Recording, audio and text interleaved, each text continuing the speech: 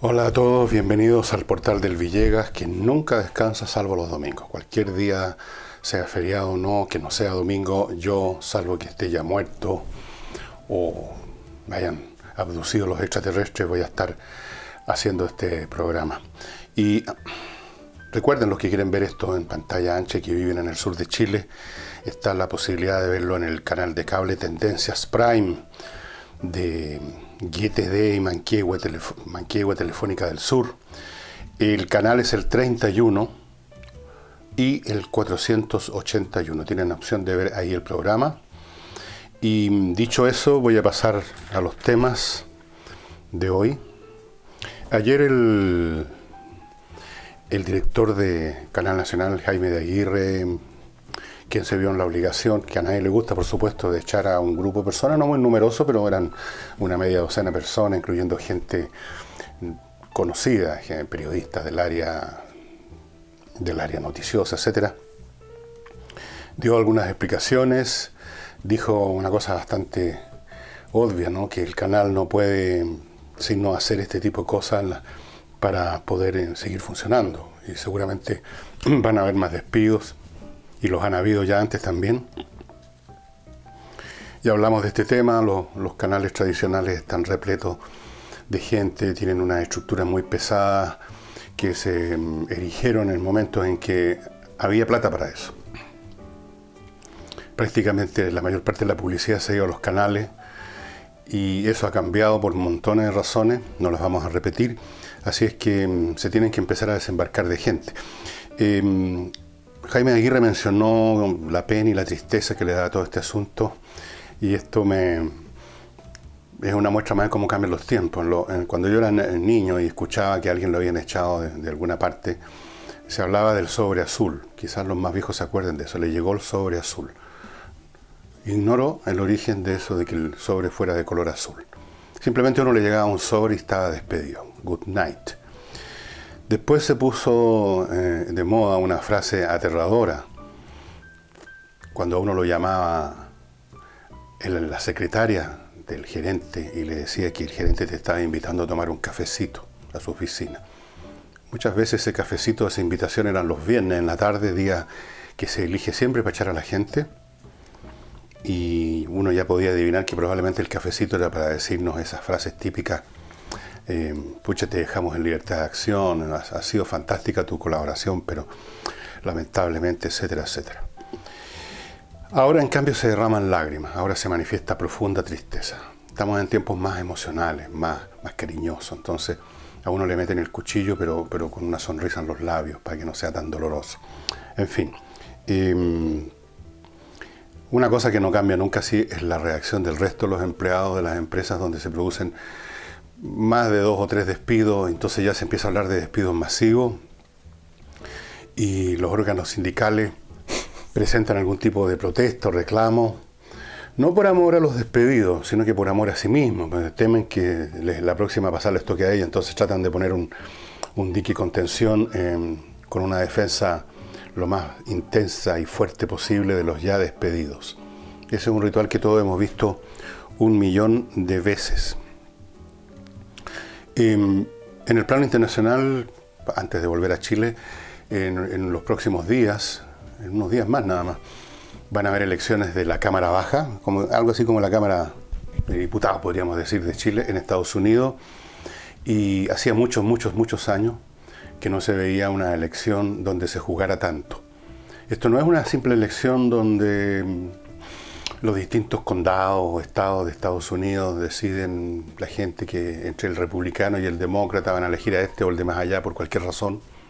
En algunos casos porque hay una inercia partidaria, allá como acá, en otros porque el tipo les gusta más, pero sin que se esté jugando nada realmente importante. Ahora sí, muchos demócratas especialmente y también republicanos y el presidente Trump ven esto como un plebiscito acerca de si la gente apoya o no lo que está haciendo el gobierno de Trump. Si ganan los demócratas y controlan la Cámara, Algunos de ellos han anunciado incluso que podrían presentar un impeachment contra el presidente Trump. A ese nivel de polarización han llegado a la política norteamericana a caballo de las transformaciones que se han producido en ese país, la pérdida de muchos puestos de trabajo para las clases medias, la proletarización de mucha parte de la clase media, los inmigrantes que nunca pasaron de ese estado de proletarización, la gran mayoría. Entonces es otro panorama social. La política se ha polarizado y obviamente se ha polarizado en el caso de los demócratas yéndose hacia la izquierda y en el caso de los republicanos yéndose a la derecha. Los republicanos han tendido siempre a ser más bien el partido de las personas un poco más acomodadas para arriba. Ahora esa escisión social que se reflejaba difusamente en la lucha partidista en Estados Unidos ha adquirido un grado de intensidad mucho mayor y tiene un significado más grande. Si ganan, en cambio, los republicanos, bueno, Trump se va a sentir apoyado y es probable que tenga todo preparado entonces para su reelección en el próximo periodo. Estados Unidos está entonces pasando por una de esas fases que no es la primera vez. A veces a uno se le olvida lo que fue, y especialmente gente que no ni había nacido en esa época, los tremendos conflictos que se vieron en la sociedad norteamericana entre mediados de los años 60 y principios de los 70 a raíz de la guerra de Vietnam. Quizás ustedes lo han olvidado, hay un documental muy bueno sobre la guerra mundial que yo les recomiendo, sobre la guerra de Vietnam, en Netflix. Son 6, 7, 8 capítulos y cada capítulo es bastante largo. Nunca había visto una buena parte del material gráfico que aparece ahí, sobre todo del interior de Estados Unidos, de cómo fue recibido el aumento de bajas de soldados norteamericanos, cómo se fue deteriorando el apoyo a la guerra, las verdaderas batallas campales en las calles en que hubo muertos. Fue un periodo realmente súper conflictivo. Y hubo otros periodos que tendríamos que remontarnos ya mucho más atrás en el tiempo. Bueno, Estados Unidos está ahora en uno de esos periodos y el próximo campo de batalla es esta elección que se va a producir en unos días más, una semana más o menos, en ese país.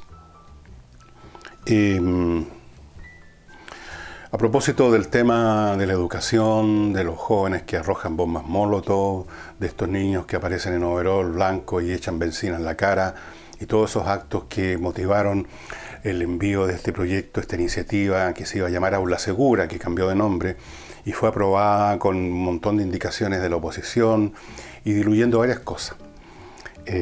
Pero que era lo mejor que había, lo que mejor que se pudo conseguir aparentemente, como lo dijimos acá, peor es nada. Ayer hubo otro incidente de este tipo, hubo 4 estudiantes detenidos en el Liceo Barros Borgoño. Les encontraron mucho material Molotov, botellas listas para ser arrojadas, les encontraron los overoles, están detenidos, no sé si siguen detenidos. Normalmente los estudiantes pasan colados en estas cosas. Y en el Barros Arana, a su vez, que siguen los conflictos de este tipo, otros jóvenes salieron al jardín que está en la entrada del Barros Arana y arrojaron bombas Molotov a la calle. Podía haberle pegado a cualquier persona, un auto, un transeúnte, es lo que hicieron. Cuando uno ve estos actos, se refuerza la impresión que tenemos nosotros, y que yo creo que tienen ustedes también, de que ver esto, conceptualizar esto como un problema de convivencia escolar es francamente ridículo. Esto no es un tema de convivencia escolar.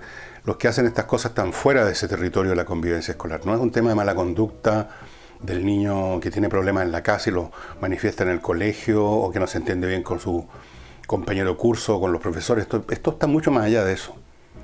Mucho más allá, y no se puede enfrentar simplemente con un reglamento de convivencia escolar y con unos supuestos coscorrones o con un proceso para expulsión. Lo del proceso de expulsión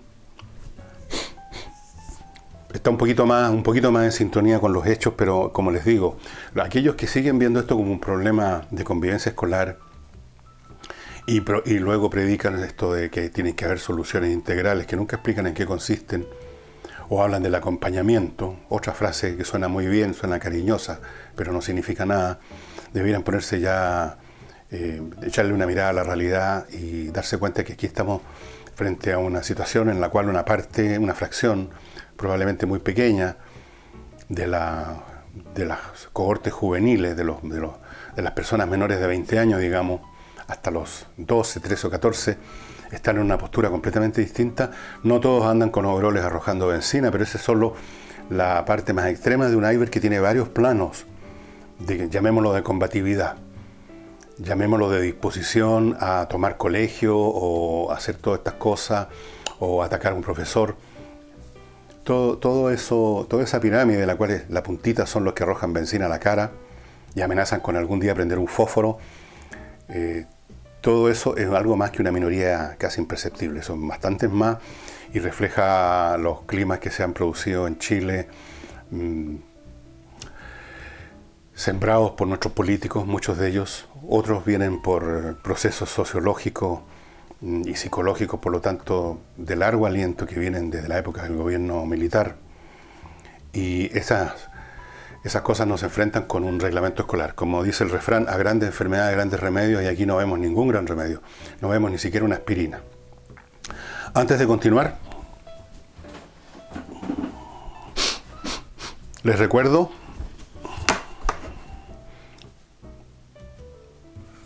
que existen estos contenedores. Hay más, por supuesto, de otros colores, que ofrece la empresa chilena Creatividad Positiva para que usted ordene el tema de la basura en su casa, para que se prepare para el día no tan lejano en que van a empezar a recoger basura por tipo de basura. Van a seleccionar, va a pasar el camión de los desechos común y corriente, va a pasar el camión del reciclaje, etcétera, y usted tiene que estar preparado con estos contenedores. Es mucho más sencillo que echar todo en bolsas de plástico, es mucho más limpio, es mucho más seguro, es mucho más ordenado y genera, sobre todo si usted se lo enseña a los chicos, a echar la basura donde corresponde. Son pequeños gestos, quizás imperceptibles, pero que van generando un reforzamiento de la primera, principal y más básica virtud de todas, la base de todas las demás virtudes, que se llama disciplina. De lo cual creo que tengo un tema, yo no sé si lo habrán subido todavía o no, en el portal, la disciplina. Y en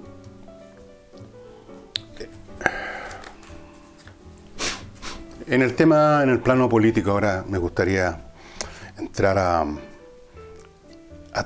picar en una cierta polémica que se ha producido en la oposición, a raíz de que el PPD, tratando de entender la derrota que sufrieron en Chile y las derrotas que han sufrido movimientos similares en otras partes de América Latina, como en Brasil, hablaron del déficit ético.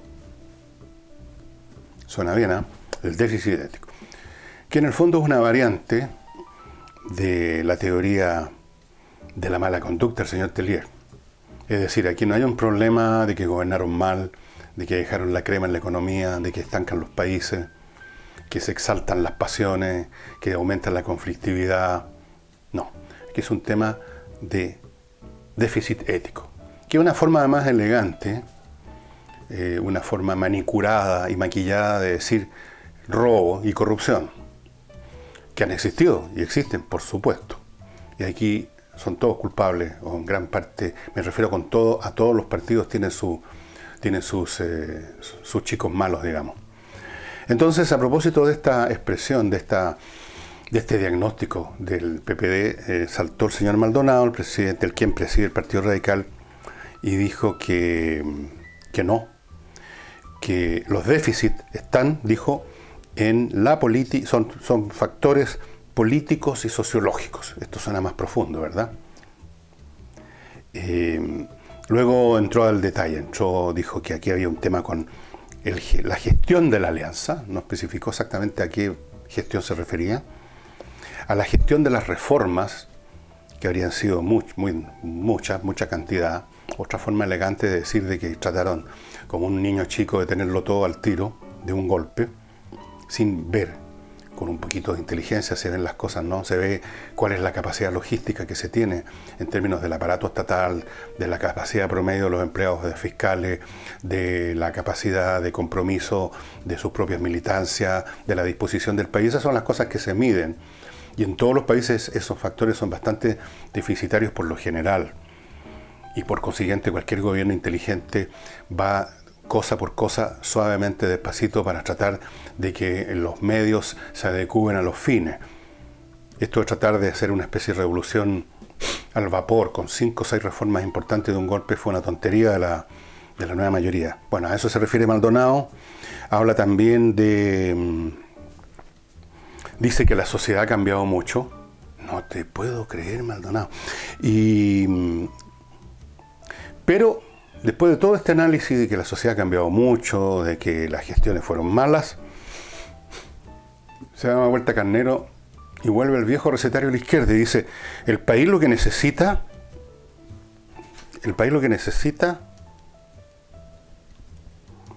son propuestas de centro izquierda, más propuestas de centro izquierda, como son, qué sé yo, aquí las tengo,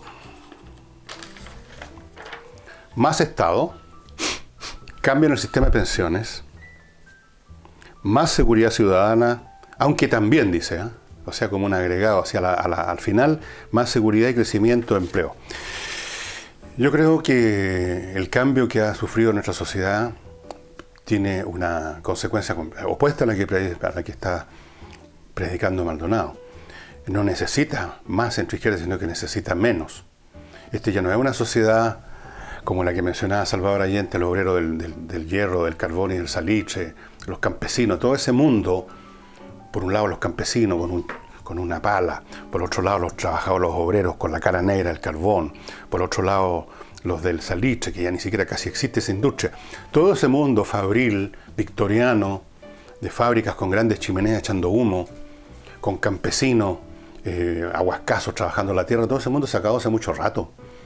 Este es una sociedad absolutamente diversa en cuanto a la cantidad de trabajos distintos y trabajos que no son necesariamente de pala y chuzo.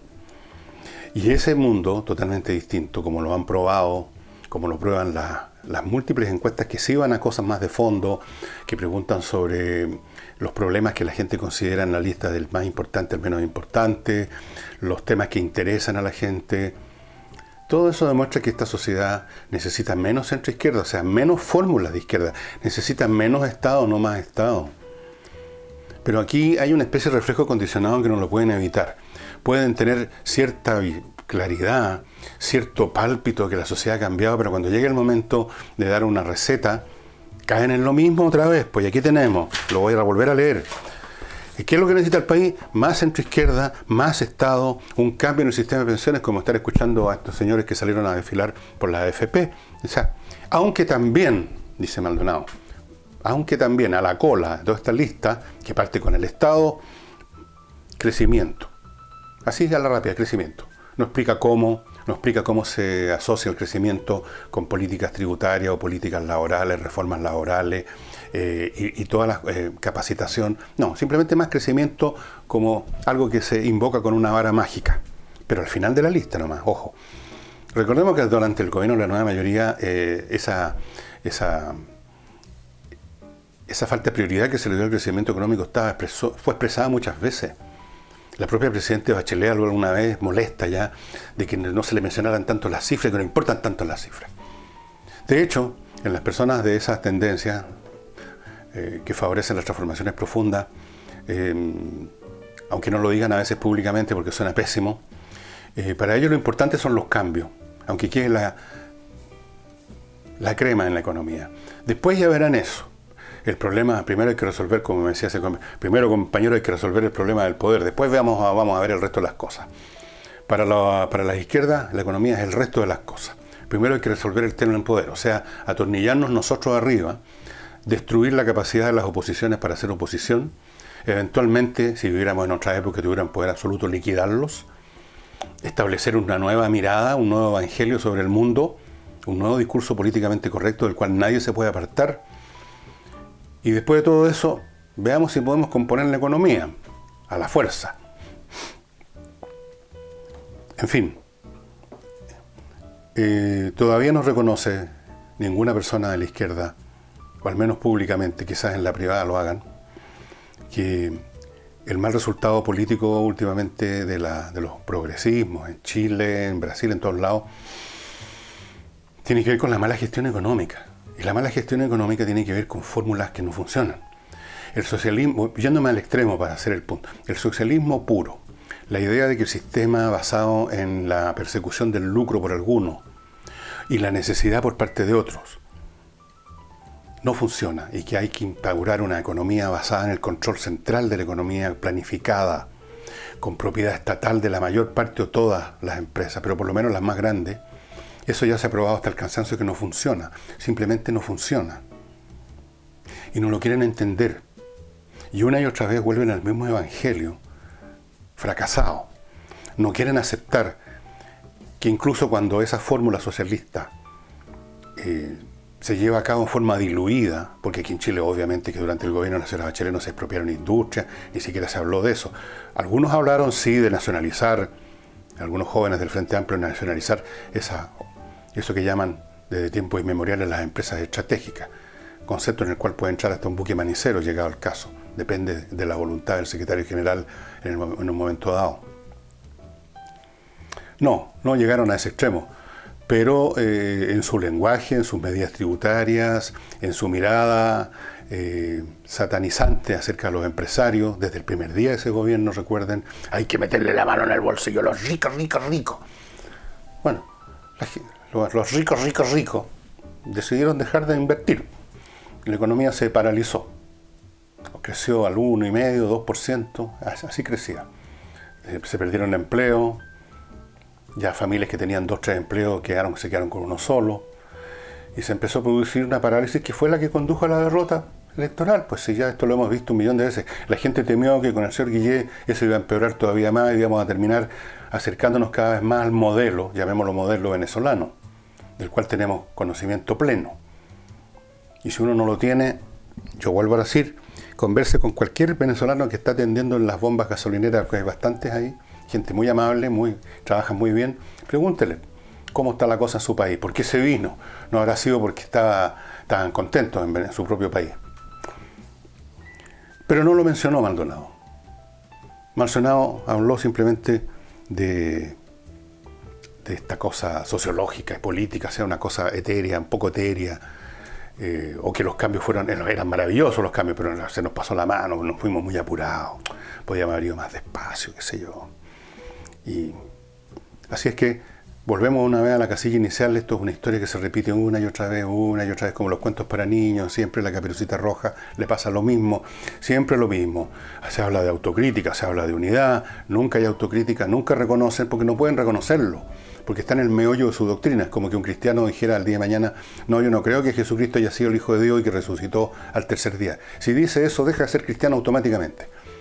Lo mismo, un progresista, socialista, izquierdista, deja de serlo en el mismo momento que reconociera, ¿saben qué más? La economía que no es de mercado no funciona. Y está probado en todos los países donde se han instaurado regímenes que han intentado en un grado mayor o menor otra cosa. Y esa es la realidad, compañeros, así que permiso, hasta luego. Bueno, los que han hecho ese descubrimiento, aparte de otras razones por las cuales se han ido. Se pegaron la palma. Y yo he recibido, creo que alguno de estos lo leí acá, mail de personas que me cuentan cómo habían sido toda la vida izquierdistas, progresistas, porque la familia, porque esto, por el otro, cómo un día se empezaron a correr, se retiraron y empezaron a sufrir, por supuesto, el asedio, el asalto, el acoso, voy a usar una palabra de moda, de su medio social inmediato, su familia, sus amigos, porque la gente vive en comunidades ideológicas.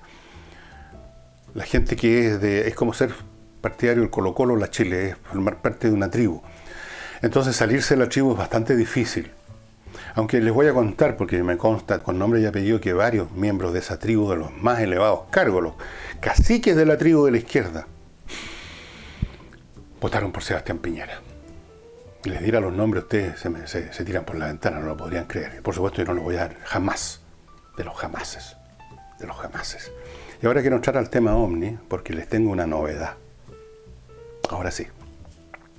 A propósito, he recibido muchas peticiones de que toque más el tema y lo voy a hacer. Voy a tocarlo más cuando haya material interesante.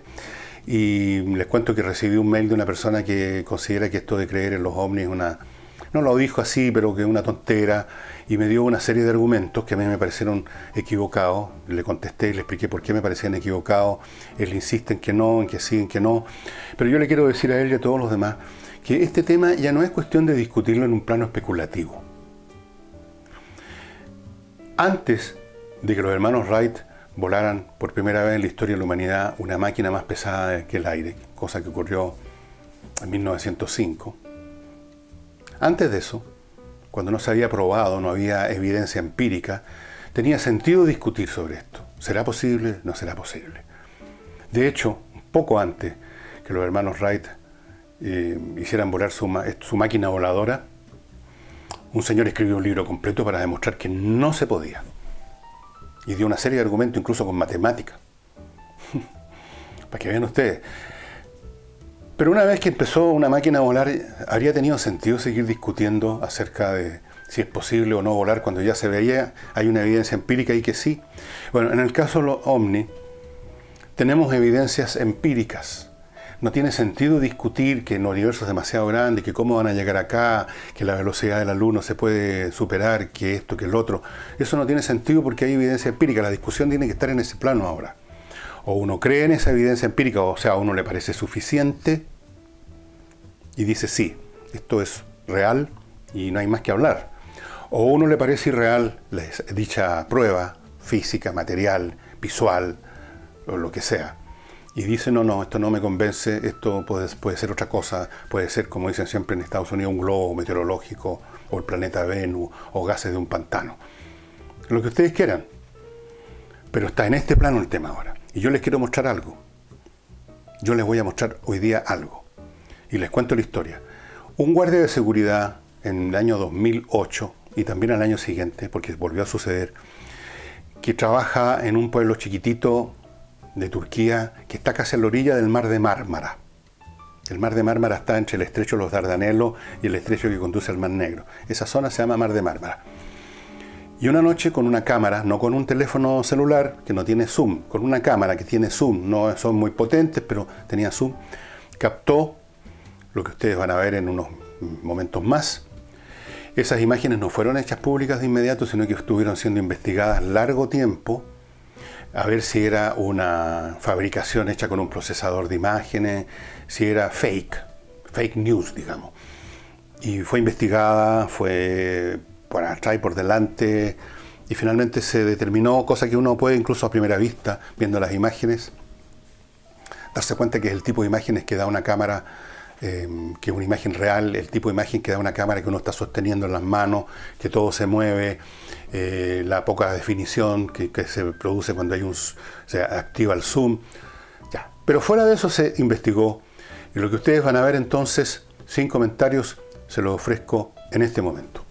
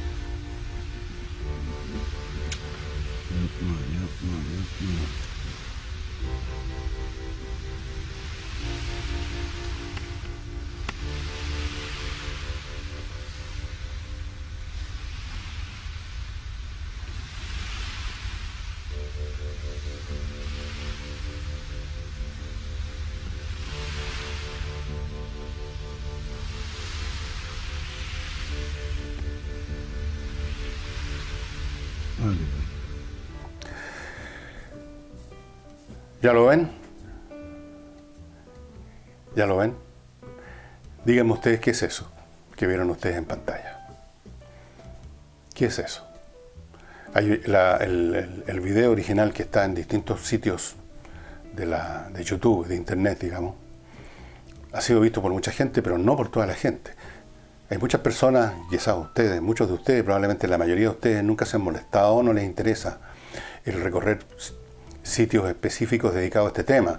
Así que, aunque esto fue hecho en el año 2009, 2008-2009, o sea, casi hace 10 años, pasó harto tiempo así, en este proceso de investigar el material, pero después fue hecho público, pero el público que ve estas cosas es muy pequeño. Para muchos de ustedes esto es completamente novedoso. Ahí estamos observando Ahí observamos un objeto físico que no es un avión, no es un helicóptero. Incluso en el acercamiento máximo que se hizo después procesando la imagen, podemos ver una especie de cabina con dos entidades adentro. Ustedes podrán ahora discutir, no, eso es una producción de hollywoodense de Steven P. Spielberg, o esto es un cuento de hadas, pero discutámoslo en ese plano, en el plano de la evidencia física que hay ahora. No es necesario disputar acerca de que siendo tan grande el universo, ¿por qué iban a llegar a la Tierra? A lo cual yo le contesté a este amigo nuestro del programa, le dije que asumiendo que una civilización o muchas salen a darse vueltas por la galaxia, a algún punto tienen que llegar, y ¿por qué no a este? A algún punto tienen que llegar. Probablemente si hay muchas civilizaciones, como yo creo que es el caso, o sea, por la razón matemática que dimos el otro día, probablemente hay muchas que jamás van a entrar en contacto. Por supuesto, van a ir a otros puntos. Pero no veo por qué es imposible que por qué este punto, solo un punto entre miles de millones de puntos, no va a ser nunca contactado. A lo largo de la historia de la galaxia, porque pueden haber civilizaciones que tengan muchísima más antigüedad que la nuestra, en términos de años humanos pueden tener millones de años, y si hay miles de civilizaciones, bueno, ustedes vayan multiplicando esas miles de civilizaciones moviéndose por medios que no conocemos. ¿Y por qué no? Todos los argumentos que me dio este señor a mí me parecieron que eran refutables uno por uno. En otro momento me dijo, ¿cómo es posible que podamos suponer que tienen inteligencia? Bueno, a mí me parece obvio que cualquier entidad que es capaz de construir un artefacto tiene inteligencia. Así que ese punto se puede descartar inmediatamente, refutar fácilmente. Bueno, pero da lo mismo discutir eso ahora. No tiene sentido. Tenemos evidencias, y como esto que les mostré hoy día, yo les voy a mostrar en las próximas semanas o meses otras evidencias que son tan asombrosas como esta, y que, insisto, las está entregando, algunas de ellas por Gotario, el Pentágono. No creo que en el Pentágono estén jugando, que haya algún ahí chacotero que esté fabricando estas cosas por engañarnos a todos. No. Así es que, ¿ya lo vieron? Supongo que lo vieron, que nuestro técnico puso el video. Y si no, estoy haciendo el ridículo. Y eso sería todo. Mañana voy a estar como todos los días, solo el domingo falto. El domingo nomás no hago programa. Y si ustedes están viendo esto o escuchándolo fuera de Santiago, ya les deseo que pasen unos muy gratos días en la costa, en el campo, donde sea que estén. Y si se quedaron en Santiago disfrutando del silencio y la tranquilidad que vive la capital cuando sale mucha gente, bueno, también les deseo que lo pasen bien. Hay tiempo para leer, para escuchar música, para jugar ajedrez, para jugar ping-pong, para salir con los niños en el auto al zoológico. Hay muchos panoramas posibles, mejores que ver televisión. Será hasta mañana. Muchas gracias.